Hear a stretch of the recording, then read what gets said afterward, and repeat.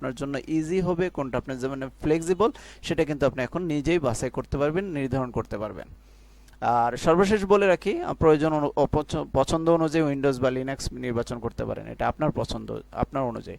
উভয় অপারেটিং সিস্টেমে তাদের নিজস্ব সুবিধা ও সীমাবদ্ধতা রয়েছে। অবশ্যই কিছু কিছু সীমাবদ্ধতা আছে, যেগুলো দেখুন সাবস্ক্রিপশন বেস যেগুলো সফটওয়্যার, সেগুলো কিন্তু লিনাক্সে ওই ফ্রিতে নিতে পারবেন না, ওটা কিন্তু সাবস্ক্রিপশন করে নিতে হবে। আরেকটা হচ্ছে উইন্ডোজের ক্ষেত্রে দেখা যায় কিছু কিছু আর্কিটেকচার এবং ডেভেলপিং সাইটে আপনি কিন্তু প্রবেশ করতে পারবেন না। তো এদের কিছু সীমাবদ্ধতা অবশ্যই আছে, আবার লিনাক্সেরও কিছু সীমাবদ্ধতা আছে। তো আপনি কোনটা নেবেন আপনার পছন্দ, অবশ্যই আপনারটা আপনি বিবেক অনুযায়ী ব্যবহার করতে পারবেন।